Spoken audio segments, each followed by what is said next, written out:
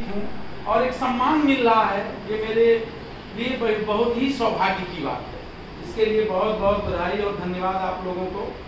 मैं यहाँ कक्षा 10 तक पढ़ा और मैं कॉमर्स का स्टूडेंट था, तो उस समय यहाँ इंटर में कॉमर्स नहीं था और हम लोगों की वित्तीय हालत बहुत अच्छी नहीं थी। तो हमारे गुरुजी ने कहा कि तुम कॉमर्स पढ़ना जारी रखो। हमने कहा गुरुजी यहाँ विद्यालय नहीं है, गोरखपुर जाना पड़ेगा, हम कैसे पढ़ेंगे?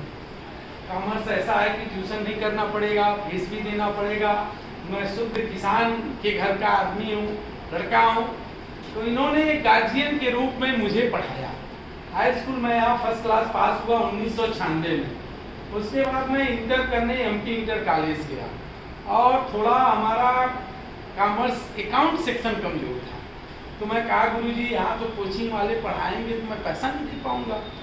तो गुरुजी का घर बसारतपुर में था और मैं रहता था रेलवे स्टेशन के पास। तो गुरुजी यहाँ से जाते थे 7 बजे और ये कपड़ा निकाल के चाय पानी करते थे, हम भी उसी में चाय पानी पी लिया करते थे आपके घर का, और ये मुझे निःशुल्क पढ़ाते थे और एक गार्जियन की तरह, एक पिता की तरह, एक बच्चे की तरह मुझको मानते थे। तो वो चीज़ें आज भी मुझे याद है। तो मैं बहुत बहुत बधाई देता हूँ अपने गुरुजी को कि आज मैं ऐसे जगह हूँ कि अगर आपका कोई आदेश होगा तो मेरे लिए सर्वमान्य है। और जीवन में कभी भी मैंने नकारात्मकता नहीं सीखी, एक सकारात्मकता सीखी और सकारात्मक पथ पे चलने का कार्य। और उसका देन है कि मैं, हर आदमी जब पढ़ता है तो सोचता है कि कोई नौकरी मिल जाए, उसकी पहली इच्छा होती है उसके माता पिता के, उसके शुभचिंतकों की कि वो नौकरी करे, आईएएस बने, पीसीएस बने। तो मैं बीकॉम किया, एमकॉम किया और करने के बाद ये लगा कि अब मैं बहुत नहीं पढ़ पाऊंगा, तो मैं धीरे धीरे व्यवसाय की तरफ गया और उसी बीच बीपीएड किया। बीपीएड में हम कहीं को नौकरी भी मिली, मैं पुनः छोड़ दिया और व्यवसाय करते करते धीरे धीरे मुझको एक मुकाम मिल गया। तो मेरी इच्छा थी कि मैं शिक्षा के क्षेत्र से जुड़ूं। तो मैंने अपने संसाधन के स्रोतों से 2007 में मैंने विद्यालय की स्थापना एक किराए के मकान में, और जिस किराए के मकान में मैंने स्थापना किया, जैसे उसमें 250 बच्चे हुए पहले साल, उन्होंने कहा भाई मेरा मकान खाली कर दीजिए। मैं संकट में पड़ गया, 250 बच्चे लेके जाऊँ तो जाऊँ कहाँ? फिर उनसे सिफारिश किया कि हमको 1 साल का अवसर दीजिए और धीरे धीरे मैं जमीन खरीद लिया, फिर बिल्डिंग बन गई और आज वो एमबी गर्ल्स इंटर कॉलेज के रूप में चल रहा है। अच्छे बच्चे हैं, अच्छी शिक्षा व्यवस्था है और संघर्ष करते रहा और ईश्वर ने मेरा साथ दिया। मैं जिस पथ पे चला, जिस कार्य पे चला, निश्चित तौर पर आप गुरुजनों के आशीर्वाद से, स्नेह से मैं निश्चित तौर पर सफल रहा। ये मेरा भाग्य कहिए, आप लोगों का आशीर्वाद है। और मैं नगर पंचायत का चेयरमैन हुआ, ये माननीय हमारे विधायक जी की, माननीय पूज्य योगी आदित्यनाथ जी महाराज की ये देन है।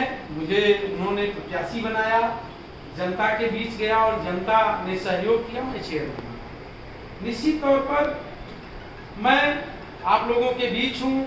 जैसा कि आदरणीय संजय सिंह जी ने कहा कि हमें, अब आप एक ऐसे पद पे हैं कि समाज में काम करेंगे, इस विद्यालय के लिए काम करेंगे। तो विद्यालय तो मेरे लिए, मैं आपसे बता दूं कि हमेशा प्रिय रहा है।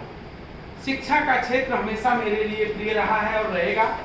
मेरे लिए जो भी कार्य होंगे इस विद्यालय से, मैं निश्चित तौर पर करूंगा और उसमें कहीं आपको कोई समस्या नहीं होगी। आप बुद्धिजीवी वर्ग हैं, हमारे लिए उपयोगी भी हैं राजनीतिक रूप से। निश्चित तौर पर जिस चौराहे और जिस मोहल्ले में आप रहेंगे 10 लोग आपसे जुड़े रहते हैं, निश्चित तौर पर लोग कहते हैं मास्टर साहब होशियार बटे उनसे लाए। तो आपसे जुड़ना मेरे लिए सौभाग्य की बात है। आप मेरे लिए 10 वोट भी जोड़ेंगे, मेरे पार्टी के लिए भी जोड़ेंगे और मेरा व्यक्तिगत संबंध भी अच्छे होंगे। तो निश्चित तौर पर आपका कोई भी कहना जो मेरे लिए नियम कानून में रहेगा, निश्चित तौर पर मैं करूंगा। और मैं सौभाग्यशाली हूँ कि इस विद्यालय में आने का मुझे सौभाग्य प्राप्त हुआ। मैं आना चाहता था और मैं जैसे ही विद्यालय में इन किया तो अरविंद यादव जी से कहा कि वो जो बिकता था समोसा और मिठाई, वो बंद क्यों है? तो उन्होंने कहा चेंज हो गया है।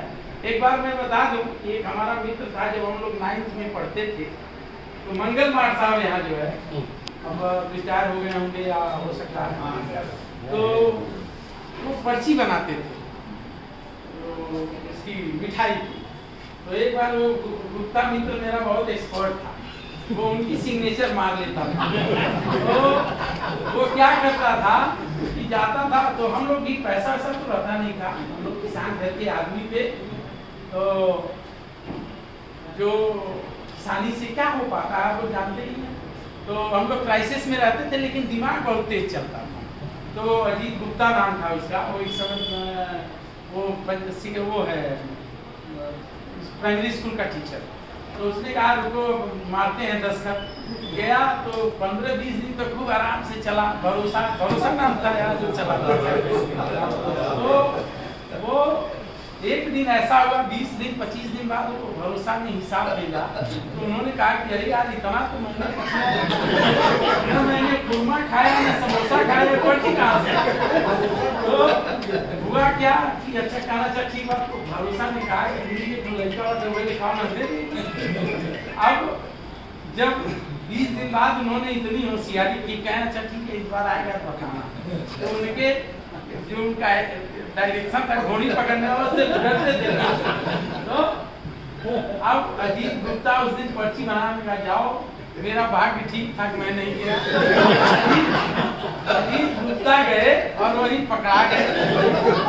करे कहाँ पर्चियां बनावे ले फलाने का अच्छा रुपया। तो ये सब चीजें, जैसा आपने कहा संचालक महोदय ने, कि जब कोई पुराना मित्र मिलता है तो पुरानी यादें ताजा हो जाती हैं और कुछ भूलता नहीं।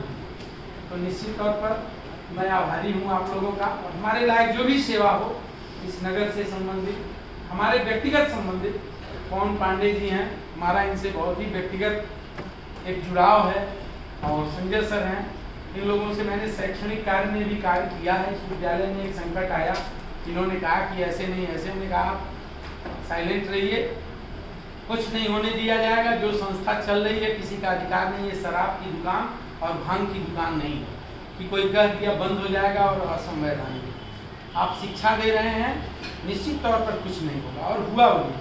तो मैं विशेष रूप से आपको बहुत बहुत बधाई और धन्यवाद देना चाहता हूं, और ये चाहूँगा कि इसी तरह हर 6 महीने 1 साल पर, जैसा कि पुरातन छात्र की बात पवन पांडे सर ने किया है, तो निश्चित तौर पर मुझे जब जब भी सौभाग्य मिलेगा आपकी सेवा करने का, आपसे मुखातिब होने का, आपकी समस्याओं को सुनने का, तो ये आपका भाई, आपका शिष्य हमेशा आपके साथ खड़ा रहेगा। मैं इस विश्वास के साथ और इस वादा के साथ ये बात मैं यहाँ कह रहा हूँ। इसी के साथ मैं अपनी वाणी को विराम देता हूँ। जय हिंद, जय भारत।